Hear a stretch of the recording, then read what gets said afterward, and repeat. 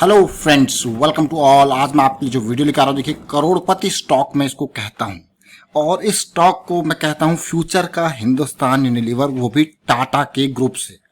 अब आप कहोगे टाटा के ग्रुप से हिंदुस्तान यूनिलीवर, देखिए अभी छोटा है, लेकिन हाँ यहाँ पे जिस तरीके से बैकिंग है, इन्वेस्टमेंट है, आने वाले टाइम पे बहुत जबरदस्त शेयर ये बन सकता है और आपको करोड़पति बनाने वाला स्टॉक है भाई। करोड़पति स्टॉक इसीलिए, लेकिन इस स्टॉक को बहुत टाइम से हम फोकस कर रहे हैं, देख रहे हैं, और खास करके ये टाइम एफएमसीजी का है और आज इसके क्वार्टरली नतीजे आए हैं, उनके ऊपर भी फोकस करेंगे। साथ में थोड़ा टेक्निकल फंडामेंटल सारी बातों पे फोकस करेंगे। और आगे बढ़ने से पहले मैं आपको बता दूं, अगर आपने अब तक चैनल को सब्सक्राइब नहीं किया तो जल्दी से सब्सक्राइब कर ले, बेल आइकन को प्रेस कर ले, जिससे आपको नोटिफिकेशन आती रहेगी। और टेक्निकल एनालिसिस के लिए आप मेंबरशिप ज्वाइन कर सकते हो, ज्वाइन बटन पर क्लिक करके।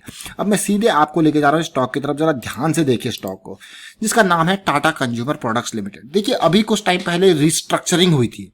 रिस्ट्रक्चरिंग मतलब टाटा ने अपने टाटा केमिकल से टाटा सॉल्ट उठा के इधर कर दिया था और सारे एफएमसीजी के जितने भी प्रोडक्ट्स हैं वो सब कुछ, इसका नाम पहले था टाटा ग्लोबल बेवरेज लिमिटेड, वहां से हट के अब इसका नाम हो गया टाटा कंज्यूमर प्रोडक्ट्स लिमिटेड। अब सारा कुछ जो है रीअलाइनमेंट हो गया और इसके ऊपर टाटा का मेन फोकस रहने वाला है एफएमसीजी सेगमेंट से। मतलब कि ये सेक्टर, ये स्टॉक मान के चलिए कि Dabur, Hindustan Unilever, Godrej consumer products, इस तरीके से पूरा का पूरा एफएमसीजी सेगमेंट में अभी तक धीरे धीरे यहाँ पे प्रोडक्ट लाइंस भी बढ़ती जा रही है। मतलब प्रोडक्ट की चीजें भी नए नए इसमें ऐड होते जा रहे हैं, तो बहुत ही बढ़िया बात है भाई। अब देखिए 450 के लेवल पे पहुंच चुका है और ये मान के चलिए ऑल टाइम हाई इसका ये अभी चल रहा है। अब आपको हो गया ऑल टाइम हाई। आज की डेट में रिजल्ट से पहले काफी ताबड़तोड़ तेजी देखने को मिली, तो रिजल्ट कैसा आया एक नजर उसके ऊपर भी फोकस करते हैं। सबसे पहले थोड़ा बेसिक डिटेल देख लेते हैं। मार्केट कैपिटलाइजेशन धीरे धीरे बढ़ते बढ़ते 41,000 करोड़ का हो गया है और डेट कंपनी के ऊपर बहुत कम है। प्रॉफिट ग्रोथ, सेल्स ग्रोथ अच्छा है। और अगर मैं आपको दिखाऊं डिटेल्स तो आप कहोगे ये स्टॉक हमारे करोड़पति स्टॉक की लिस्ट में से एक स्टॉक है। देखिए ये स्टॉक यहाँ पे कुछ टाइम पहले हमने जून के स्टार्टिंग में आपको 4 शेयर्स बताए थे करोड़पति बनाने वाले, बहुत ही जबरदस्त शेयर। उनमें टाटा कंज्यूमर एक स्टॉक था।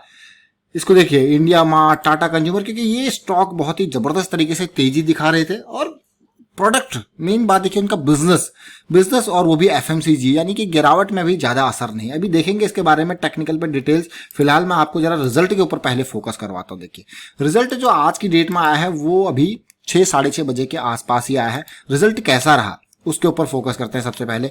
ये अगर मैं स्टैंड अलोन रिजल्ट की बात करूं तो रेवेन्यू पे मुझे तेजी देखने को मिल रही है। 1500 करोड़ से 1651 करोड़ के आसपास देखने को मिला है। और अगर मैं प्रॉफिट, स्टैंड अलोन प्रॉफिट की बात करूं तो 150 करोड़ से 232 करोड़ के आसपास तक प्रॉफिट गया है। लेकिन स्टैंड अलोन छोड़िए, उसके बारे में बात करते हैं, यानी कि कंसोलिडेटेड प्रॉफिट कितना रहा है। कंसोलिडेटेड क्यों? क्योंकि इसकी बहुत सारी सब्सिडरीज हैं। आप देखिए अलग अलग तरीके से बहुत सारी कंपनीज इसके अंदर आती है। बीच में पैप्सिको से जो इसके कुछ ब्रांड्स थे वो भी इसने एक्वायर कर लिए थे वापस।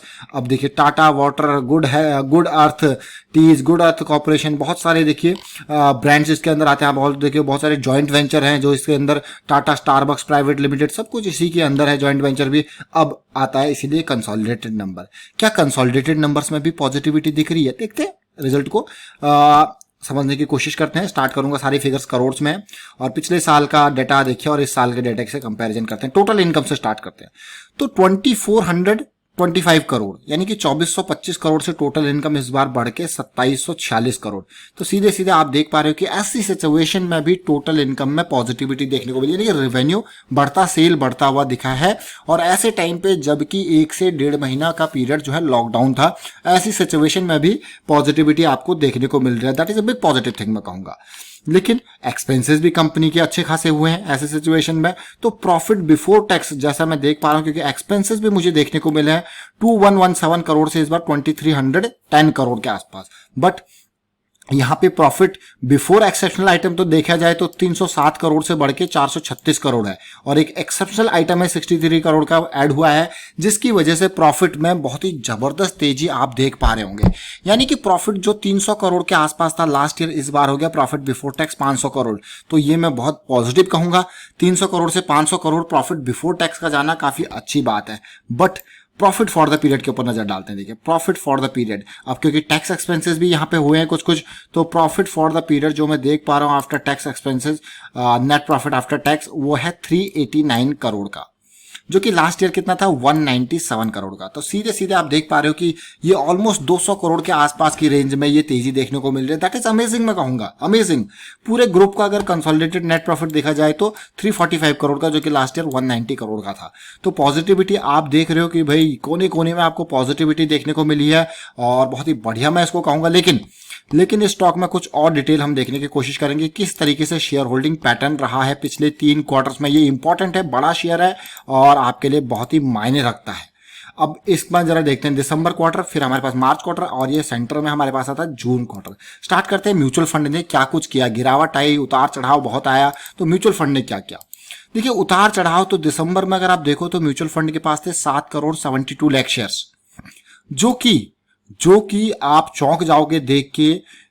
मार्च क्वार्टर की गिरावट में और खरीदारी यहां पे हुई और ये मान के चलिए कि 7 करोड़ से शेयर्स जो हो गए वो 13 करोड़ शेयर्स हो गए इनके पास। 13 करोड़ 69 लाख शेयर्स हो गए। अब होल्डिंग देख सकते हो 12.24% से 14.86% होगी। मतलब जबरदस्त तरीके से यहाँ पे खरीदारी हुई म्यूचुअल फंड के द्वारा। अब बात करते हैं यहाँ पे और क्या सिचुएशन बिगड़ी। और सिचुएशन मतलब जून आते आते थोड़ा सा शेयर्स इन्होंने प्रॉफिट बुक कर दिया। ये नहीं कि बिल्कुल ही सेल कर दिया, थोड़ा सा प्रॉफिट बुकिंग देखने को मिली है जून क्वार्टर तक। अब आपको यार बहुत नीचे गिरा तो खरीदारी यहाँ पे, उसके बाद प्रॉफिट बुकिंग भी देखने को मिली है जून क्वार्टर में। अब देखिए फॉरेन पोर्टफोलियो निवेशकों ने यहाँ पे क्या किया। फॉरेन पोर्टफोलियो निवेशकों की जैसे मैं बात कर रहा हूँ यहाँ पे, तो काउंट तो बहुत तेजी से बढ़ा, क्या शेयर की होल्डिंग भी बढ़ी। तो देख सकते हो फॉरेन पोर्टफोलियो निवेशकों के पास 16 करोड़ शेयर्स थे, जो कि मार्च में आते आते इनके शेयर्स कम हो गए। जहां पे म्यूचुअल फंड वालों ने खरीदा, फॉरेन पोर्टफोलियो निवेशकों ने शेयर्स बेचे। यानी कि पहले इनके पास 16 करोड़ 43 लाख शेयर्स थे, बाद में इनके पास हो गए 15 करोड़ 73 लाख शेयर्स। और अगर मैं यहाँ पे बात करूँ डिटेल आगे, मार्च क्वार्टर के बाद जो हमारे पास यहाँ पे क्वार्टर आया जून क्वार्टर में कैसी सिचुएशन थी फॉरेन पोर्टफोलियो निवेशकों की, वो आप देख सकते हो कि इनके पास वापस होल्डिंग जो है वो बढ़ के अब इनके पास हो गए 17 करोड़ 95 लाख शेयर्स, यानी कि ऑलमोस्ट 18-19 करोड़ शेयर्स। और यहाँ पे बहुत सारी रिस्ट्रक्चरिंग हो रही है, तो यहाँ पे शेयर होल्डिंग में भी कुछ रिस्ट्रक्चरिंग आपको देखने को मिल सकती है। अब ओवरऑल देखा जाए कि किस तरीके से जो है रिटेल निवेशकों की होल्डिंग यहाँ पे रही है। रिटेल निवेशकों की होल्डिंग अगर मैं देखूं तो ऑलमोस्ट कितने 1,80,000 के आसपास दिसंबर में शेयर होल्डर थे, जो कि यहाँ पे बढ़े 34 लाख यहाँ पे निवेशक हुए। और ओवरऑल अगर आप देखो यहाँ पे होल्डिंग जो है शेयर्स उतने थोड़ा शेयर्स भी यहाँ पे थोड़ा बड़ा तेजी जरूर देखने को मिली। 11 करोड़ से यहाँ पे 17 करोड़ शेयर्स यहाँ पे हुए। उसके अलावा अगर मैं देखूं रिटेल निवेशकों की जून की होल्डिंग अगर मैं देखता हूं तो रिटेल निवेशकों की होल्डिंग 17 करोड़ 65 लाख शेयर्स इनके पास अभी भी है। तो मामूली से यहाँ पे बढ़े हुए देखने को मिल रहे हैं, यानी कि मामूली से 17 करोड़ कितने थे 53 लाख से 17 करोड़ 65 लाख शेयर्स इनके पास हो गए। तो ये सारी चीजें आपने देखी। लेकिन इस शेयर में और आप देखते हैं टेक्निकल लेवल पे मंथली से स्टार्ट करता हूं हमेशा मैं। तो ये गिरावट जो मार्च वाली आई थी उससे पहले की गिरावट 2019 में भी आई है। 2019 में भी इसी गिरावट आई, लेकिन वो जब रिकवरी हुई तो देखिए किस तरीके से करेक्शन का रिजॉल्व होना कितना इंपॉर्टेंट होता है। मैं बार बार आपसे कहता हूं, और देखिए उसको समझिए करेक्शन के रिजॉल्व होने को। और आप देख सकते हो तेजी के साथ साथ मंथली पे लायंस अटैक और भी बढ़िया तेजी, लेकिन फरवरी मार्च की गिरावट, उसके बाद ऐसी तेजी और भागते रहा शेयर।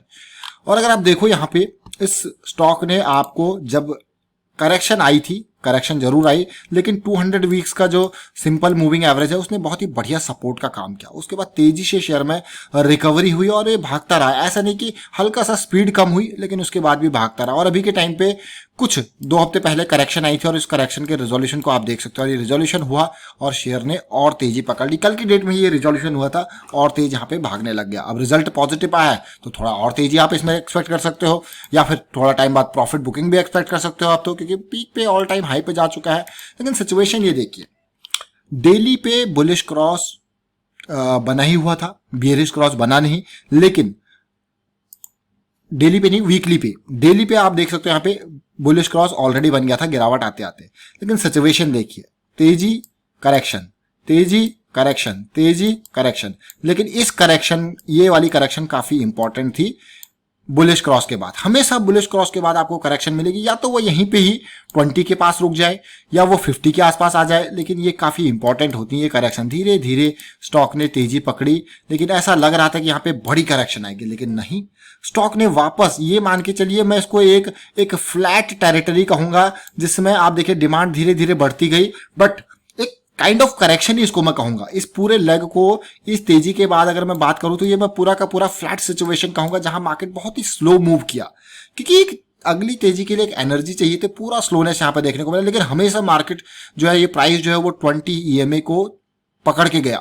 उसके बाद यहां पे आके जुलाई सीरीज में स्टार्ट हुई पॉजिटिविटी और स्टॉक ने अपने ऑल टाइम हाई को पार कर लिया। फिर आई करेक्शन, प्रॉफिट बुकिंग, यानी कि जुलाई में ही प्रॉफिट बुकिंग हुई, लेकिन फिर से वही 20 EMA का सपोर्ट, और 2-3 दिन पहले ये आपने ब्रेकआउट के लेवल पे यहां पे पहुंचा। उसके बाद देखिए तेजी जबरदस्त मैं कहूंगा। अब कुछ तेजी और एक्सपेक्ट कर सकते हो, फिर प्रॉफिट बुकिंग भी आपको देखने को मिल सकती है स्टॉक में अब। लेकिन जब करेक्शन आती है तो वो इंपॉर्टेंट होती है देखना, और उसका रेजोल्यूशन काफी इंपॉर्टेंट हो जाता है। तो अभी मुझे लगता है कि हाँ, शेयर थोड़ा बहुत ऊपर जाने के बाद इसमें कुछ प्रॉफिट बुकिंग देखने को मिल सकती है। वाइंड अप करता हूँ वीडियो को, उम्मीद करता हूँ वीडियो आपको अच्छा लगा होगा। अच्छा लगा तो शेयर कीजिए, लाइक कीजिए, चैनल सब्सक्राइब नहीं किया तो जल्दी से सब्सक्राइब कर ले, बेल आइकन को प्रेस कर ले, जिससे आपको नोटिफिकेशन आती रहेगी। Thank you for watching the video.